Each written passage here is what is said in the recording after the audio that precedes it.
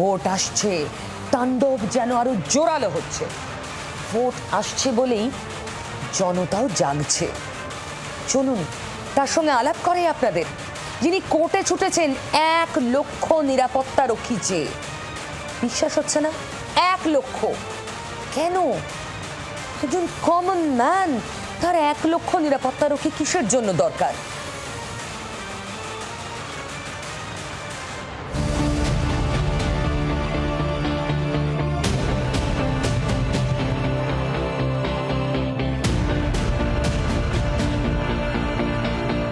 বাড়ি পুরনো হলে তাতে বট অশ্বত্থ গাছ হয়, কিন্তু ট্রাকের গায়ে এমন জঙ্গল, ঠিক কতদিন চাকা না গড়ালে এমন হতে পারে?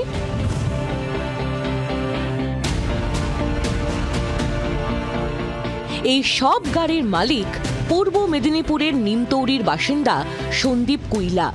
এই ভাঙা গাড়ির বন্ধ গ্যারেজ থেকেই জেগে উঠেছেন তিনি।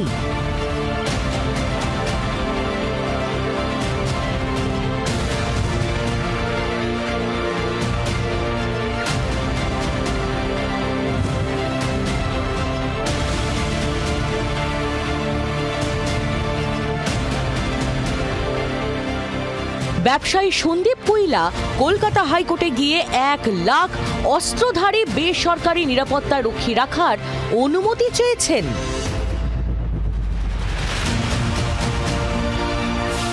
এই পুলিশের সিকিউরিটিতে আমার কোনো ভরসা নেই।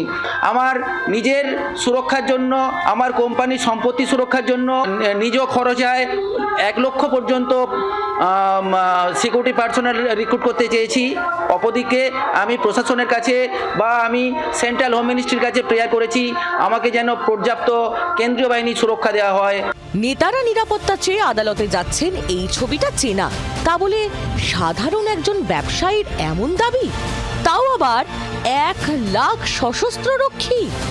এ তো পুরো বাহিনীর দাবি, একেবারে দেশের সেরা নিরাপত্তা। কেন এমন দাবি করতে হলো এই পরিবহন ব্যবসায়ীকে? কোটি কোটি টাকার সম্পত্তি, কয়েকশো গাড়ি আজ কর্মহীন হয়ে বসে আছে। গাড়িগুলো সব অকেজো হয়ে যাচ্ছে, কারণ একটাই কথা যে আমি তোলা দেব না, কিন্তু আমি তোলা না দিলে এই রাজ্যে ব্যবসা করতে পারবো না।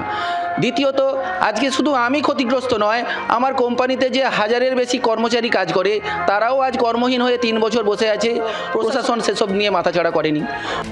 পুলিশের বিরুদ্ধে একের পর এক বিস্ফোরক অভিযোগ তুলেছেন ওই ব্যবসায়ী। এই পুলিশের দুর্নীতির বিরুদ্ধে কথা বলেছি, এই দুর্নীতির তোলাবাজের বিরুদ্ধে কথা বলেছি, সে কারণে এই পুলিশই কোনোদিন আমাকে নিজে গুলি করে মেরে দেবে।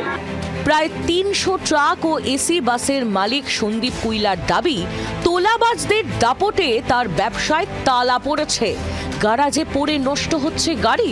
পুলিশ আর শাসক দলের বিরুদ্ধে অভিযোগ তুলেছেন এই ব্যবসায়ী।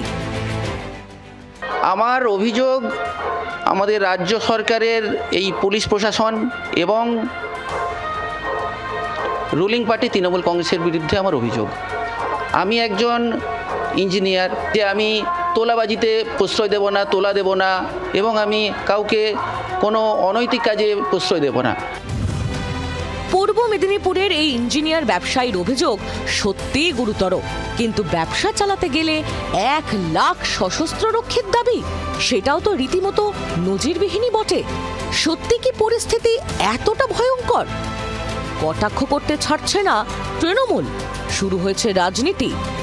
এত ভয় দেখাবার একটা, ওনার যদি একটা শখ থাকে, ওনাকে এত ভয় দেখাতে হবে, ওটা মানে সব থেকে ভালো হচ্ছে রাষ্ট্রসংঘের মহাসচিবকে উনি চিঠি লিখুন এবং রাষ্ট্রসংঘ থেকে শান্তি সেনা নিয়ে তাদের মাঝখানে উনি বসে থাকবেন। তৃণমূল থাকবে, সিন্ডিকেট থাকবে না, কাটমানি থাকবে না, রাহাজানি থাকবে না, তাহলে সুফিয়ানের জাহাজ বাড়ি হবে কি, সাউদ্দিনের 4 বাড়ি হবে কি? জেলা পুলিশের পক্ষ থেকে অবশ্য ব্যবসায়ীর অভিযোগ নিয়ে কোনো প্রতিক্রিয়া পাওয়া যায়নি। হাইকোর্ট এই মামলায় এবার কি বলে সেটাই দেখার। বাংলার আওয়াজ, বাঙালির আবেগ, জি 24 ঘন্টা।